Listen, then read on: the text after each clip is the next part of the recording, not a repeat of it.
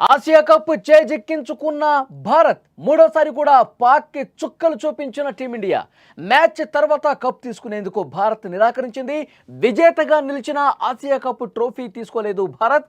పాకిస్తాన్ మంత్రి మోసిన్ నఖ్వీ చేతుల మీదుగా తీసుకోవటం ఇష్టం లేక ట్రోఫీని తిరస్కరించింది భారత్. పోడియం వద్దకు రాకుండా డగౌట్లోనే కూర్చున్నారు ప్లేయర్స్ అందరూ. కప్ తీసుకోకుండా పోడియం వద్ద సంబరాలు చేసుకున్నటువంటి దృశ్యాలు కూడా మీరు చూస్తున్నారు. క్రికెట్ అభిమానులను ఉర్రూతలొగించిన ఆసియా కప్ ఫైనల్లో టీమిండియా మరోసారి తన ఆధిపత్యాన్ని నిరూపించుకుంది. అయితే ఈ మరుపురాని విజయం తర్వాత భారత్ జట్టు తీసుకున్న నిర్ణయం మాత్రం పెను సంచలనంగా మారింది.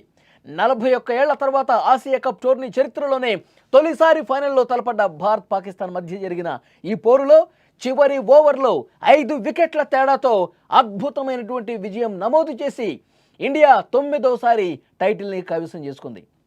ఈ విజయం కంటే ఆ తర్వాత భారత ఆటగాళ్లు తీసుకున్న ట్రోఫీ నిరాకరణ ఏదైతే ఉందో ఆ నిర్ణయం ఇప్పుడు దేశ ప్రజలకు ఇంకా ఆనందాన్ని పెంచిందని చెప్పాలి, సంతోషాన్ని రెట్టింపు చేసిందని చెప్పాలి. విజయం తర్వాత జరిగే పోడియం ప్రజెంటేషన్ కోసం పాకిస్తాన్ మంత్రి, ఆసియా క్రికెట్ కౌన్సిల్ అధ్యక్షుడైన మోసిన్ నఖ్వీ వేదిక మీదకి చేరుకున్నారు. కానీ టీమిండియా ఆటగాళ్లు మాత్రం డగౌట్లోనే ఉండిపోయారు. పాక్ మంత్రి నఖ్వీ చేతుల మీదుగా ట్రోఫీ మెడల్స్ తీసుకోవడానికి భారత జట్టు నిరాకరించింది. వాళ్ళతో షేక్ హ్యాండ్ ఇవ్వటానికే ఒప్పుకోలేదు. మనం వాళ్ళ చేతులతో ట్రోఫీని ఎలా తీసుకుంటాం? మన మీద యుద్ధానికి వచ్చినటువంటి దేశానికి సంబంధించిన వ్యక్తితో, మన మీద యుద్ధం చేసి మనల్ని గాయపరుస్తున్నటువంటి వాళ్ళతో మనం ఎందుకు ట్రోఫీ తీసుకోవాలి? వాళ్ళ చేతుల మీదుగా మనం ట్రోఫీ తీసుకోవడమా? అసలు వాళ్ళ ఆటగాళ్లతో షేక్ హ్యాండే కలపలేదు. వాళ్ళ ట్రోఫీ మనకి, వాళ్ళ చేతులతో ఇచ్చే ట్రోఫీ మనకెందుకు అంటూ మనం పూర్తిగా నిరాకరించేశాం. పాక్ మంత్రి వెయిట్ చేశాడు, ఆసియా కప్ అధ్యక్షుడు వెయిట్ చేశాడు అక్కడ మన కోసం. వీళ్ళు వస్తారేమో, ట్రోఫీ ఇవ్వాలేమో అని చెప్పి వెయిట్ చేశారు. కానీ వాడికి అర్థమైపోయింది, ఎప్పుడైతే మనం ఒక డెసిషన్ క్లియర్ కట్గా తీసుకొని మనం రాలేదో, ట్రోఫీ తీసుకోవటానికి, నీ చేతుల మీదుగా ట్రోఫీ తీసుకోవటానికి మాకు ఇష్టం లేదని చెప్పి ఖరాఖండిగా చెప్పామో, వెయిట్ చేసి చేసి వెనుదిరిగి వెళ్ళిపోయినటువంటి పరిస్థితి ఉంది. పోడియం వద్ద చాలాసేపే వెయిట్ చేశాడు. భారత ఆటగాళ్ళ నుంచి కనీసం అంటే కనీసం స్పందన రాలా. దీంతో నిస్సత్తువుగా ట్రోఫీని తీసుకొని ఆయన వెనుదిరిగాడు. భారత జట్టు ట్రోఫీని నిరాకరించినట్లు ప్రజెంటేటర్ అధికారికంగా ప్రకటించాల్సినటువంటి పరిస్థితి వచ్చింది. అలా ప్రకటన వచ్చిందో లేదో క్రికెట్ చరిత్రలోనే ఇలా జరగటం ఒక ఫస్ట్ టైం డెసిషన్గా చెప్తా ఉన్నారు. ఎప్పుడైతే ప్రజెంటేటర్ ఈ విషయాన్ని చెప్పాడో, భారత్ ఈ ట్రోఫీని తీసుకోవటానికి ఇప్పుడు నిరాకరించిందని ఒక డెసిషన్ వచ్చిందో, యావత్ భారతావని మొత్తం కూడా అప్పుడు నిజమైనటువంటి ఆనందంతో, అప్పుడు నిజమైనటువంటి విజయోత్సాహంతో సంబరాలు చేసుకున్న పరిస్థితి. కరెక్ట్ డెసిషన్ తీసుకున్నారు. వాళ్ళ చేతుల మీదుగా మనం ట్రోఫీ తీసుకోకపోవటమే సరైనటువంటి నిర్ణయం అంటూ అప్పుడు బాణాసంచా కాల్చారు. అప్పుడు విజయ సంబరాలు చేసుకున్నారు. రోడ్ల మీదకి వచ్చి యావత్ భారత్ యువత మొత్తం కూడా, క్రికెట్ అభిమానులందరూ కూడా సెలబ్రేషన్స్ మోడ్లోకి వెళ్ళిపోయిన పరిస్థితి ఉంది. ఒక్కసారి ఇక్కడ స్క్రీన్ మీద మీరు చూస్తూ ఉన్నారు, అతను ఏ విధంగా వెనుదిరిగి వెళ్ళిపోతున్నాడో చాలా స్పష్టంగా మనం స్క్రీన్ మీద కూడా చూస్తున్నాం. భారత ఆటగాళ్ళు వచ్చి ఈ ట్రోఫీని అందుకుంటారేమో అనుకుని వెయిట్ చేశాడు. కానీ మన నుంచి కనీస స్పందన లేకపోవడంతో ఇక నా చేతుల మీద నుంచి వీళ్ళు అన్నంత పని చేశారు అనుకున్నట్లుగానే ట్రోఫీని నిరాకరించారు అని అర్థమైపోయి వెనుదిరిగి వెళ్ళిపోతా ఉన్నాడు. మనం స్క్రీన్ మీద ఆ విజువల్స్లో చాలా స్పష్టంగా సర్కిల్లో కనిపిస్తోంది. నఖ్వీ వెనుదిరిగి వెళ్ళిపోయే దృశ్యాలు మీరు చూస్తూ ఉన్నారు. ఈ చారిత్రక మ్యాచ్ విషయానికి వస్తే, తెలుగు కుర్రాడు తిలక్ వర్మ ఆడిన 69 పరుగుల అద్భుత ఇన్నింగ్స్ మ్యాచ్ గమనాన్ని పూర్తిగా మార్చేసింది. ఒక దశలో 10 పరుగులకే 2 వికెట్లు కోల్పోయి కష్టాల్లో పడ్డ టీమిండియాను తిలక్ వర్మ తన అనుభవం, సంజు శాంసన్తో కలిసి ఆడిన సమన్వయంతో గెలిపించేశాడు. చివరి వరకు క్రీజులో నిలబడ్డ తిలక్ సిక్సర్తో మ్యాచ్ ముగింపుకు 1 రన్కు ముందుంచడం అభిమానుల్ని అలరించింది. ఈ టోర్నీపై పాకిస్తాన్లో భారత్కు ఇది 3వ విజయం కావటం విశేషం. టైటిల్ పోరులో కూడా విజయం సాధించి పాకిస్తాన్కు తిక్క కుదిరే విధంగా చాలా గట్టిగా సమాధానం ఇచ్చింది టీమిండియా.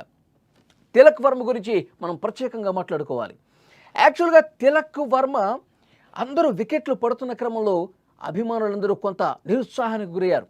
వికెట్లు వరుసగా పడుతున్నాయి, మనం ఎలాగైనా గెలిచి తీరాలి, మ్యాచ్ గెలిచేసి ట్రోఫీని, ఈ ఆసియా కప్ మనదే అని ప్రపంచానికి చాటి చెప్పాలి, పాకిస్తాన్ మీద ఎప్పటికీ మనదే పై చేయి అని చెప్పి భారత అభిమానుల్లో ఆశ ఉంది.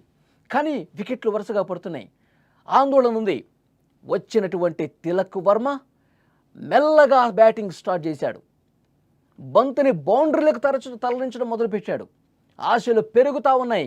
పాకిస్తాన్ మీద ఏదైతే ఒక పగ ఉందో, ఒక్క మ్యాచ్ కూడా ఓడిపోకూడదన్నటువంటి ఆశ ఏదైతుందో దాన్ని నిలబెడుతూ వరుసగా 4లు 6ర్లతో అద్భుతమైనటువంటి ఇన్నింగ్స్ ఆడి భారత్ని విజయ పథాన చేర్పించాడు.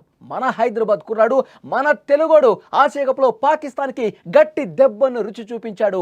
ప్రతి హైదరాబాదీ కాళ్ళ ఎగరేసుకొని మన తిలక్ వర్మ అంటూ నిన్న రాత్రంతా డ్యాన్సులు చేసినటువంటి పరిస్థితి. పాకిస్తాన్కి మనోడే బుద్ధి చెప్పాడు, పాకిస్తాన్కి ఒక గట్టి షాక్ ఇచ్చాడు మనోడే అంటూ రోడ్ల మీదకి వచ్చి తిలక్ వర్మని అభినందిస్తూ డ్యాన్సులు చేసినటువంటి పరిస్థితి. మ్యాచ్ అనంతరం ప్రెస్ కాన్ఫరెన్స్లో కెప్టెన్ సూర్యకుమార్ యాదవ్, అభిషేక్ శర్మ తమ విజయానికి సంబంధించి మీడియా ప్రశ్నలకు సమాధానాలు ఇచ్చారు. ట్రోఫీని నిరాకరించడం గురించి అడిగిన ప్రశ్నకు స్కై సమాధానమిస్తూ, నా కెరీర్లో ఒక విజేత జట్టు ట్రోఫీని తిరస్కరించడం ఇదే ఫస్ట్ టైం. మేము అన్ని రకాలుగా గెలవటానికి అర్హులం, ట్రోఫీని తీసుకోవటానికి అర్హులమే, కానీ కావాలనే ఈ ట్రోఫీని మేము తిరస్కరించాం. పాకిస్తాన్ పుండు మీద కారం చల్లినట్టుగా చాలా స్పష్టమైనటువంటి సమాధానం చెప్పాడు సూర్యకుమార్ యాదవ్ మిగతా ప్రశ్నలకు సమాధానం చెప్పకుండా దాటివేయటం పరిస్థితి తీవ్రతను తెలియజేస్తోంది. అంటే మనం ఎంత గట్టిగా ఉన్నాం, పాకిస్తాన్ మీద ఏ స్థాయిలో పోరాటం చేస్తున్నాం అనేది కూడా ఇక్కడ క్లియర్గా మనం అర్థం చేసుకోవాలి. ప్రధానమంత్రి నరేంద్ర మోదీ ఈ విజయం తర్వాత ఒక ట్వీట్ చేశారు. ఆపరేషన్ సింధూర్ని ప్రస్తావించారు. యుద్ధ భూమిలో అయినా మైదానంలో అయినా ఒక్కటే ఫలితం. మైదానంలో కూడా మనం ఆపరేషన్ సింధూర్ చేశాం, ఎక్కడైనా విజయం మనదే అని భారత ఆటగాళ్లను కీర్తిస్తూ ఆయన ట్వీట్ చేశారు. ఆ ట్వీట్తో మరింత భావోద్వేగంతో ఆ ట్వీట్ని చూసినటువంటి పరిస్థితి కనిపిస్తోంది. ప్రతి ఒక్కరూ కూడా సెలబ్రేషన్ మూడ్లోకి వెళ్ళిపోయారు. ఏ మ్యాచ్ అయినా, అది ఏ కప్ అయినా సరే, పాకిస్తాన్ మీద ఆడుతున్నామంటే ఆ గెలుపు డెఫినెట్గా టీమిండియాదే. ప్రతి ఒక్క మ్యాచ్ కూడా టీమిండియానే గెలవాలి, గెలుస్తుంది అన్న ఒక గట్టి నమ్మకం ఫ్యాన్స్లో ఉంది. వరుసగా 3 మ్యాచ్లు గెలిచేశాం. మొదటి మ్యాచ్ ఆడుతున్న సందర్భంలో ఎక్కడ కూడా అభిమానులు స్టేడియంలో ఎక్కడైతే పెద్ద ఎత్తున అభిమానులు వస్తారో ఆటను ఆస్వాదిస్తారు అనుకున్నారు. ఎందుకంటే అంతకు ముందు నుంచే బాయ్కాట్ ట్రెండ్ నడుస్తోంది.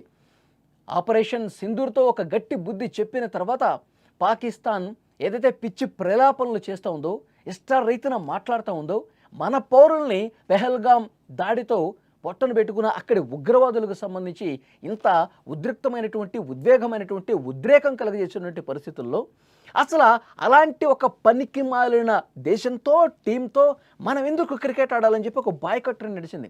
అందుకే మొదటి మ్యాచ్లో ఫ్యాన్స్ నుంచి అంత మద్దతు లభించాల, ఫ్యాన్స్ నుంచి ఒక విపరీతంగా ఒక హర్షధ్వానాలు నమోదు కాల. కానీ ఒక మ్యాచ్ పూర్తయింది, ఆ మ్యాచ్లో ఘన విజయం సాధించాం. ఆ తర్వాత పరిస్థితులు అర్థమైపోయింది. మొదటి మ్యాచ్లోనే మనం షేక్ హ్యాండ్ ఇవ్వలేదు. ఆ షేక్ హ్యాండ్ నిరాకరించడంతో మన మీద కంప్లైంట్ చేయటాలు, సూర్యకుమార్ మాట్లాడిన దాన్ని మళ్ళీ ఐసీసీకి కంప్లైంట్ చేయటాలు, పరిస్థితి తీవ్ర స్థాయికి చేరుకుంటుంది. రెండో మ్యాచ్లో వాళ్ళ ఆటగాళ్ళు, రౌఫ్ లాంటి వాళ్ళు ఏ విధంగా ప్రవర్తించారో మనం చూసాం.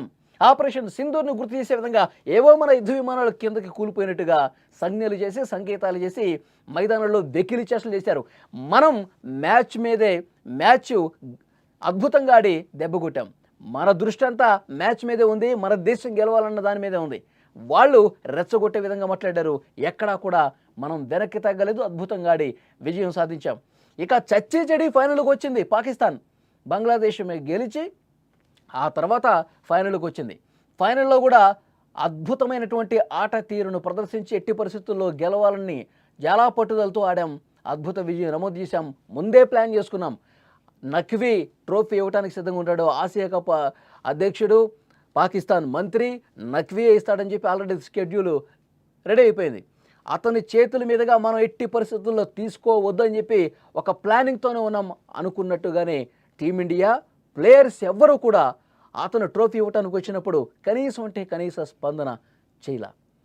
ఎప్పుడైతే ప్రజెంటేటర్ చెప్పాడో ఈ ట్రోఫీని భారత ఆటగాళ్ళు తీసుకోవటానికి నిరాకరిస్తున్నారు అని చెప్పారో, అప్పుడు అసలైనటువంటి విజయోత్సాహం ప్రతి ఒక్కరిలో కనిపించింది. అంతకుముందు అందరూ ఉత్కంఠగా వెయిట్ చేశారు, ట్రోఫీ ఏమైనా తీసుకుంటారా అని చెప్పి.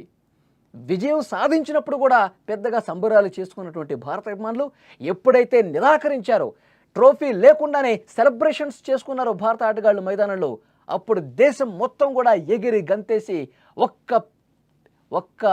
ఒక్కసారిగా పెద్ద ఎత్తున సెలబ్రేషన్స్ చేసుకున్న పరిస్థితుంది. ప్రతి ఒక్కరి కళ్ళలో ఆనందం, విజయం కనిపించింది.